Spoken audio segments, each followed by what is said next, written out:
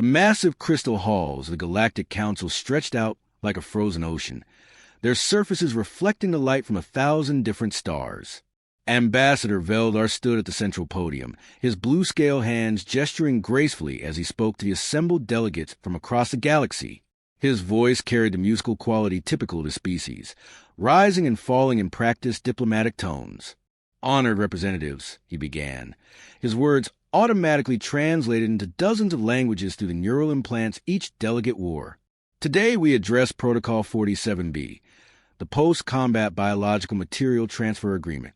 This protocol has served our civilized galaxy for over 3,000 standard years." In the Earth delegation section, Ambassador Lee Hanna sat perfectly still, her dark eyes focused on the holographic displays floating above the assembly floor. The displays showed sterile diagrams of battlefield cleanup procedures, biomatter conversion charts, and disposal methods that had become standard across known space.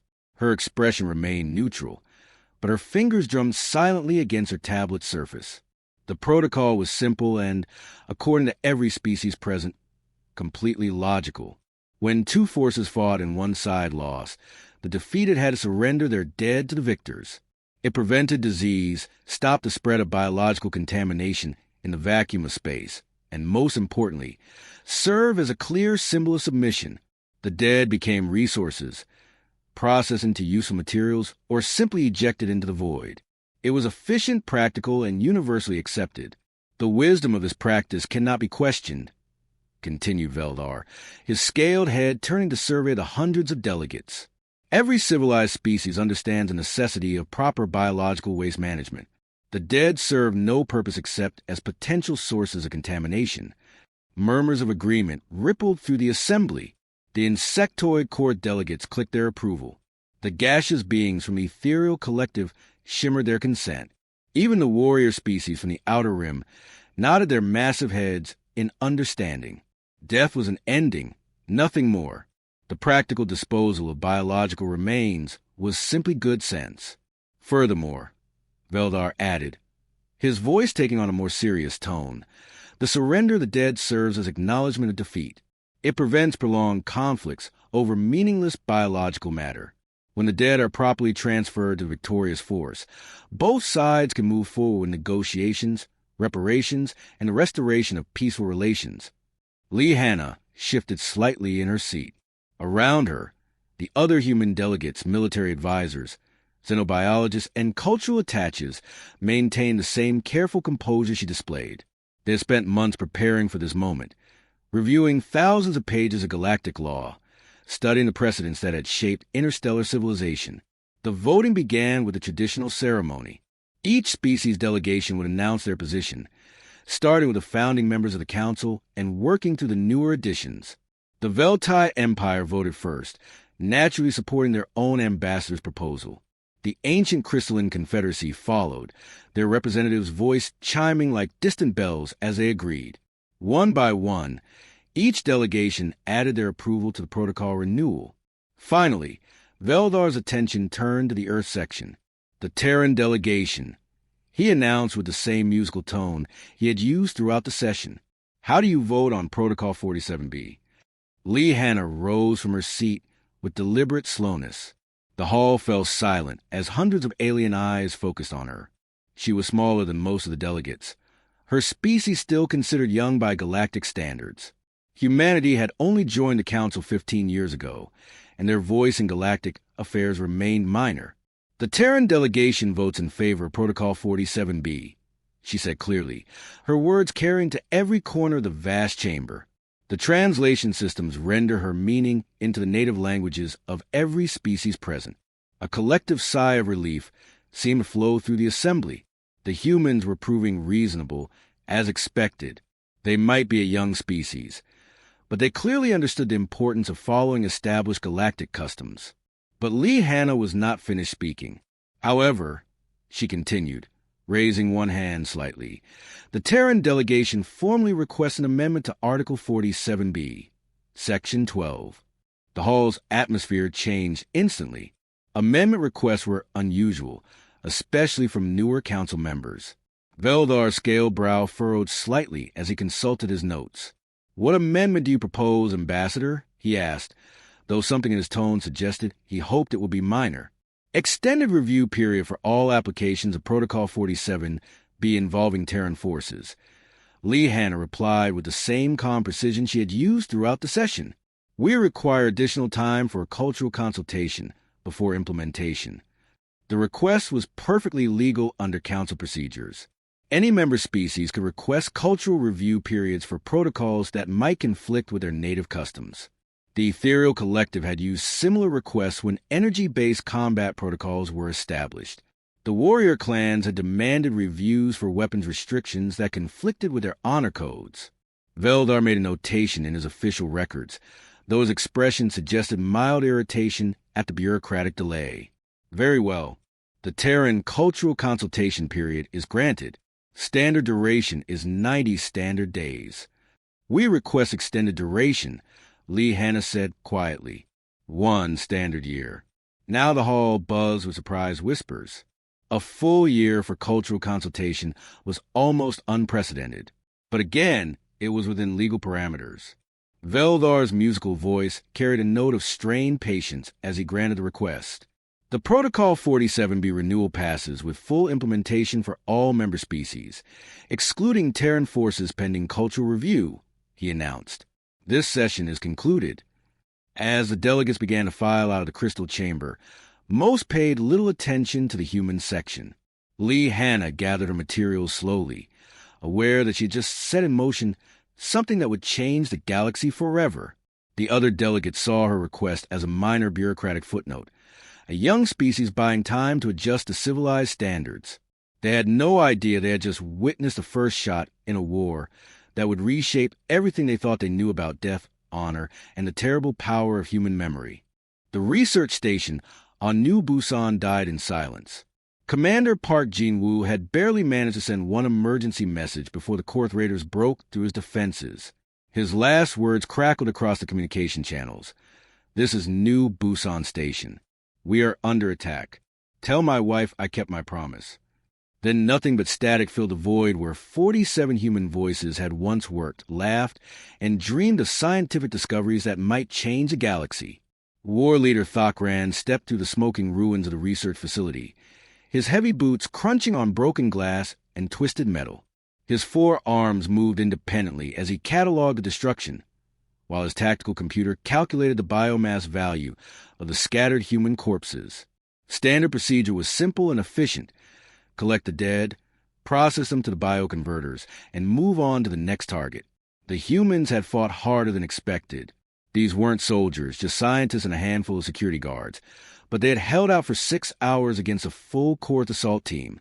Thakran found evidence of improvised weapons, barricades built from laboratory equipment, and defensive positions that showed surprising tactical knowledge. Still, they were dead now, and the living always had more value than corpses. His communication officer's mandibles clicked nervously as she approached. "War leader, we have received a transmission from an approaching human vessel. Single Corvette-class ship, designation Eternal Watch." Thakran's eyes narrowed as he studied the tactical display. 1 small ship against his battle group of 12 heavy cruisers and 20 escort vessels. The mathematics were absurd, but something about the situation felt wrong. Human ships usually fled when faced with overwhelming odds, not approached alone. "Put them through," he ordered, settling his massive frame into the command chair that had been specially designed for his species' 4-armed physique. The holographic display flickered to life, revealing a human female in a dark blue uniform.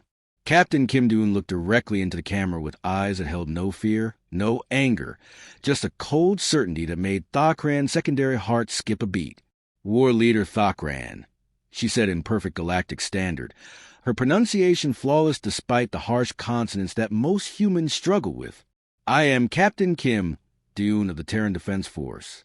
You have 1 hour to prepare the bodies of our people for transfer." Thakran's mandibles spread wide in what his species considered laughter. "Captain, perhaps your translation software is malfunctioning. Protocol 47B clearly states that defeated forces surrender their dead to the victors. These humans fought us and lost. Their biological remains belong to the Korth hegemony." "No," Kim Doon replied simply. The single word hung in the space between the ships like a physical barrier. Thakran had expected pleading, bargaining, perhaps even desperate offers of compensation. Instead, he faced absolute refusal delivered with the calm certainty of natural law. "Captain, you command one vessel against my fleet," Thakran explained patiently, as if speaking to a child. "Your ship mass is perhaps 8,000 tons. My flagship alone weighs 40 times that amount. Surely you understand basic mathematics. I understand that Commander Park Jinwoo served 23 years protecting human colonies." Kim Do-eun responded without changing expression. "I understand that Dr. Lee Min-young had 2 children who will want to visit their father's grave. I understand that Security Chief Nam Woo-jin saved 16 people before he died holding the laboratory's main entrance."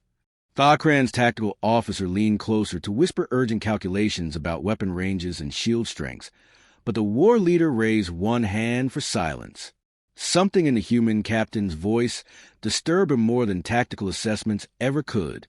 "These are simply deceased biological units," he tried again. "Continuing to refer to them as if they retain individual significance serves no logical purpose." "Then you don't understand humans at all," Kim Do-eun said quietly. "Our dead return home with honor, or your fleet returns home in pieces." The threat was ridiculous on its face. One corvette couldn't possibly damage a Korth battle fleet.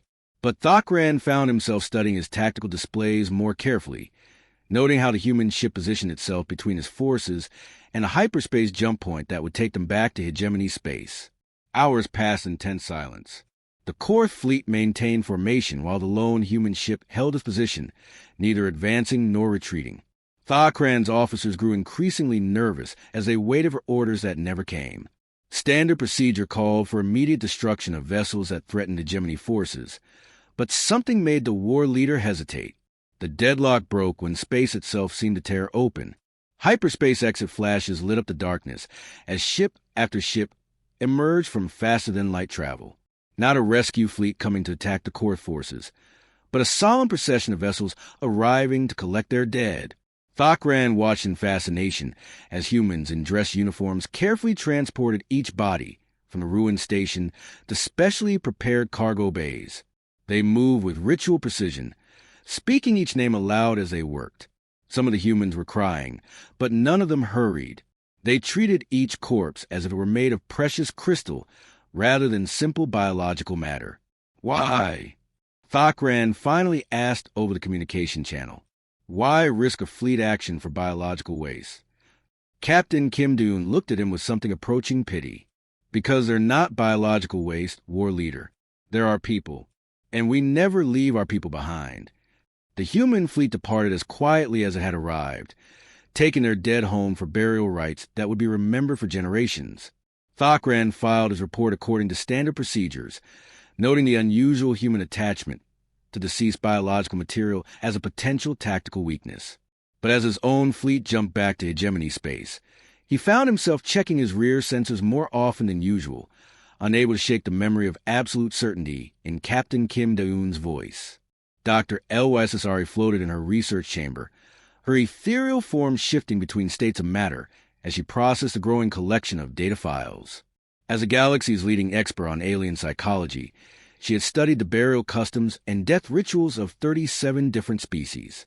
None of them had prepared her for the humans. The first incident report lay open in her holographic display, glowing with a blue light that indicated active analysis. The Battle of Kepler's Edge had been a textbook human victory against Korth raiders, but something about the aftermath troubled her scientific mind. Admiral Choi Min-ho had achieved total tactical superiority, trapping the enemy fleet in a gravity well with nowhere to retreat. The logical next step was immediate pursuit and destruction of the fleeing ships.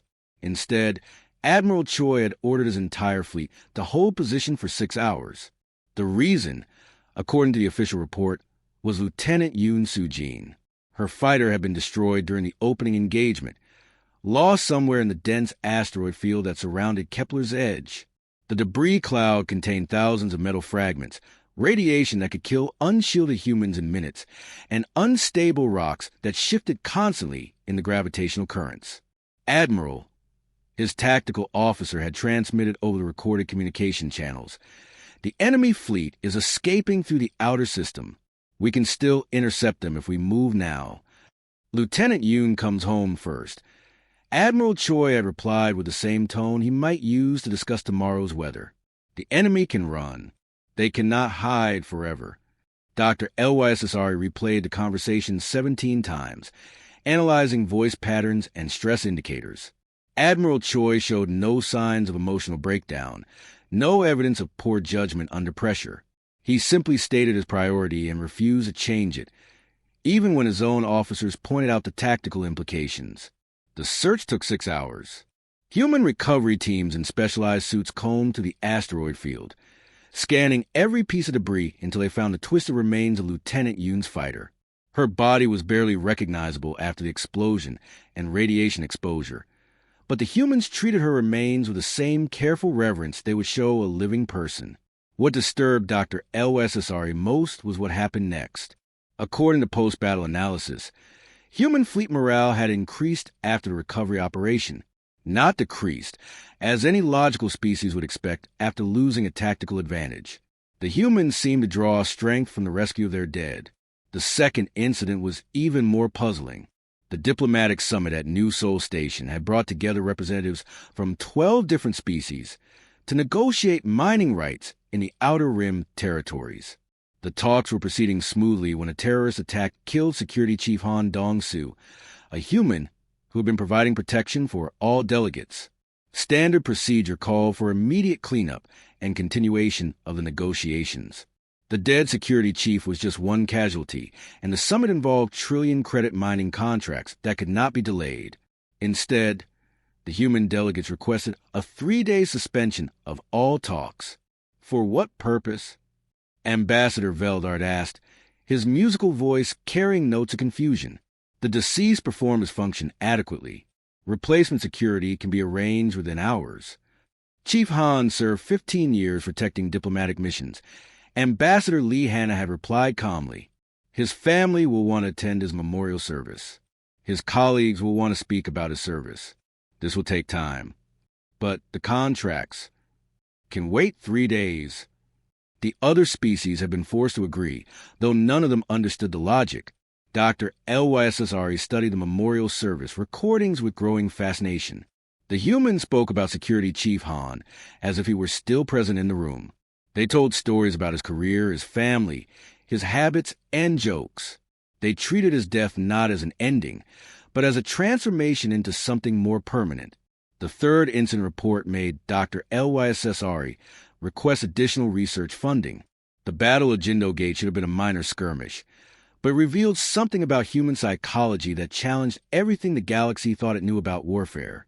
Commander Park Hyun-soo had led a small patrol fleet into what appeared to be a standard anti-piracy operation. Instead, they found a full-core task force waiting in ambush.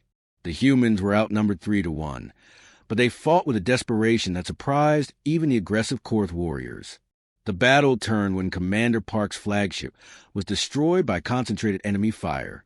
Instead of retreating or surrendering, the remaining human ships fought harder, their communications channels filled with voices calling out Park's name like a battle cry. For Commander Park became a rallying call that pushed human crews to impossible acts of courage. The Korth fleet, expecting easy victory after eliminating the enemy commander, found themselves facing opponents who seemed to grow stronger with each loss. Human fighters rammed Korth vessels in suicide attacks while screaming the names of their dead leaders. Damaged human ships deliberately overloaded their reactors, turning themselves into weapons while broadcasting the names of everyone who had died in the battle. The Korth retreated after losing twice as many ships as they had destroyed, reporting that the humans fought like demons possessed by the spirits of their ancestors. Dr. LYSSRE compiled her preliminary findings into a research proposal that she submitted to the Galactic Science Council. Her conclusion was simple but terrifying. Humans had discovered a way to weaponize grief itself. Every death made them stronger, not weaker. Every name they remember became ammunition in their psychological warfare arsenal. The galaxy had always assumed that losses in battle would eventually break any species' will to fight. The humans seemed to operate on the opposite principle. The more they lost, the more determined they became to avenge their dead. As Dr. Elwessery filed her reports, she made a personal note in her private research logs: recommend avoiding direct conflict with human forces whenever possible. Their attachment to deceased individuals appears to create unpredictable tactical responses that do not follow logical patterns.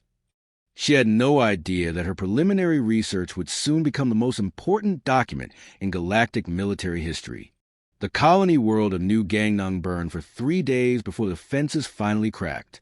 General Song Hyun-woo stood in the underground command bunker, watching red warning lights flash across his tactical displays as Korth forces pushed through the outer settlements. The evacuation ships waited on the landing pads above, their engines already warming for immediate departure. General, Colonel Beckahai reported, her voice steady despite the explosions that shook dust from the bunker ceiling. We have confirmed casualties from the 3rd Battalion. 47 killed in action during the defense of Sector 7. Song nodded without taking his eyes off the battle map. 47 good soldiers who had died buying time for civilians to escape. Their bodies lay scattered across the battlefield where Korth artillery had torn through their defensive positions. Standard evacuation protocol was clear. The living took priority over the dead. Recovery teams are requesting permission to retrieve the bodies. Colonel Beck continued. But, sir, that would mean taking 47 seats away from civilian evacuees. The transport ships are already at maximum capacity. The mathematics were brutal and simple. 47 bodies meant 47 fewer living colonists could escape the Korth invasion. Every minute spent recovering the dead was another minute that allowed enemy forces to advance toward the evacuation zones. The logical choice was obvious to any military commander. Grant the recovery mission, Song ordered quietly. Colonel Beck hesitated. Sir, the civilian families waiting for transport.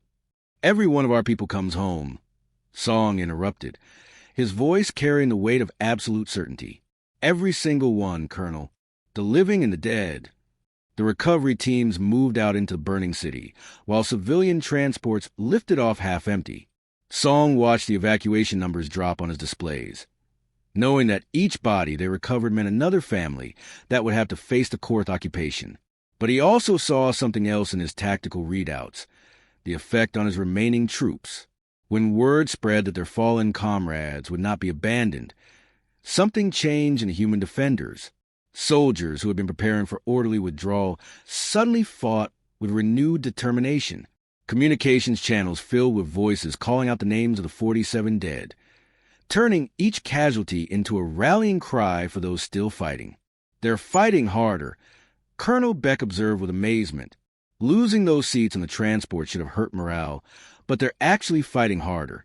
Song nodded grimly. He had seen this phenomenon before, though never understood it until now.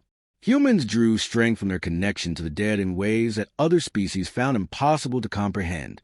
Every name they remembered became ammunition in their psychological warfare arsenal.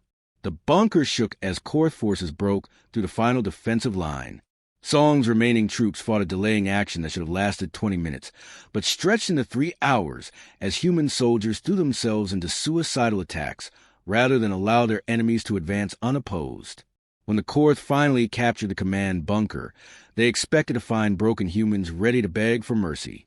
Instead, they discovered officers who spoke of their dead as if they were still present in the room. War leader Gorthak personally conducted the interrogation, his massive form looming over the captured human commander. You sacrifice living civilians to recover meaningless biological waste, he growled, genuinely puzzled by the tactical decision. Explain this illogical behavior. Song looked up at his captor with eyes that held no fear, only a strange kind of serenity. You call them biological waste because you don't understand what they really are. Enlighten me. Lieutenant Kim Min-jun didn't die when your artillery destroyed his position. Song explained calmly. He joined the ancestors. He became part of our strength. Every time we speak his name, he fights alongside us. Gorthak's mandibles clicked in irritation. Superstitious nonsense. Is it? Song's voice remained steady despite the pain from his wounds. Your forces reported that our troops fought harder after we announced the recovery mission. They said human soldiers were calling out names of the dead before charging your positions. Do the dead sound like superstition to you? The interrogation recordings were distributed through Korth command networks as tactical intelligence. Instead of providing useful information, they spread something the Korth had rarely experienced in their long history of conquest: fear. Korth warriors began to understand that they weren't just fighting living humans. They were fighting against the accumulated weight of every human who had ever died in battle.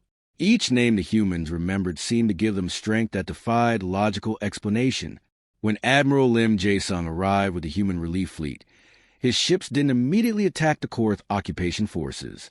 Instead, they broadcast a message across all communication frequencies. The transmission was simple but terrifying in its implications. "This is Admiral Lim Jae-sung of the Terran Defense Force." The voice announced with calm authority. "We have come to collect our people, both the living and the dead. The following names will be remembered forever." The list that followed contained every human who had died defending New Gangnam. 47 names read aloud with ceremonial precision, each one followed by the same promise. "We remember. We avenge. We never forget." The psychological effect on Korth forces was devastating. Warriors bred for aggression and conquest found themselves facing an enemy that seemed to grow stronger with each casualty. Human attacks came with voices screaming the names of the dead, turning every battle into a religious ceremony that honored fallen ancestors. Reports filtered back to Hegemony High Command describing human soldiers who fought as if already dead themselves, caring nothing for personal survival as long as they could avenge their comrades. The Korth had never encountered an enemy that treated death as recruitment rather than defeat. The retreat from New Gangnam became the first military withdrawal in Korth history based purely on psychological factors, rather than tactical losses. For warriors who measured victory in territory conquered and enemies destroyed, the concept of an opponent who gained power from their own casualties was incomprehensible and terrifying. The galaxy was about to learn that humans had weaponized the one thing every other species tried to forget: the memory of those they had lost. Dr. Elwesasori's research paper hit the galactic communication networks like a stone thrown into still water. The ripples spread outward from the ethereal collective scientific databases to military academies, diplomatic archives, and intelligence agencies across known space. Her title was simple but chilling: The Terran Necrocracy, How Ancestor Worship Creates Unbreakable Military Psychology. The paper's conclusions were devastating. Humans, she wrote, had discovered something that no other species in recorded galactic history had ever achieved. They had turned death itself into a weapon. Every casualty made them stronger, not weaker. Every name they remember became ammunition in their psychological warfare arsenal. Traditional military doctrine assumes that losses reduce fighting capacity. Dr. LSSR explained in her opening summary. Human forces operate on the opposite principle. They appear to gain tactical strength from their own casualties through psychological mechanisms that remain poorly understood but demonstrably effective. War leader Gorthak read the paper 3 times before forwarding it to Hegemony High Command with his own analysis attached. Recommend immediate strategic review of all operations involving human forces, he wrote. Standard tactical models do not apply to an enemy that recruits their own dead. The Korth military academies had taught the same lessons for thousands of years. Apply sufficient pressure to enemy forces, and they would eventually break. Destroy their leaders and their organization would collapse. Kill enough of their soldiers, and survivors would lose the will to fight. These principles had worked against every species hegemony had ever encountered. Until now. The emergency session of the Galactic Council convened just 6 weeks after Dr. Elwesasori's paper was published. Ambassador Veldar called a meeting with unusual urgency, his normally musical voice carrying notes of barely controlled panic. The crystal halls filled with delegates from across the galaxy, all of them carrying copies of the same research files. Honored representatives, Veldar began, his scaled hands trembling slightly as he addressed the assembly. We face an unprecedented situation. The human species has developed military capabilities that challenge the fundamental assumptions of civilized warfare. Ambassador Lee Hanna sat in the Earth delegation section with the same calm composure she had displayed during every previous council session. Around her, The other human representatives maintained their professional demeanor, while dozens of alien species studied them with new understanding and growing fear. The debate that followed was unlike anything in Council history. Species that had barely spoken to each other for centuries found themselves united in their concern about human military psychology. The aggressive Korth hegemony formally requested that humans be excluded from certain conflict zones. The peaceful ethereal collective suggested mandatory psychological evaluation for all human military personnel. Even the warrior clans from the Outer Rim admitted they were reconsidering their traditional challenges to human territory. The problem, explained Ambassador Thakmor of the Crystal Confederacy, is that we cannot defeat an enemy that grows stronger from defeat. Every battle we win against human forces makes them more dangerous in the next engagement. The statistics supported his concern. Military analysts had compiled battle reports from 17 different conflicts involving human forces over the past 2 years. In every case where humans suffered significant casualties, their performance in subsequent battles improved dramatically. Survival rates increased. Tactical innovation accelerated. Most disturbing of all, human forces showed decreased fear responses when facing superior enemy numbers. They fight as if they are already dead, reported General Zakrin of the Outer Rim Defense Force. This makes them impossible to intimidate or demoralize through traditional methods.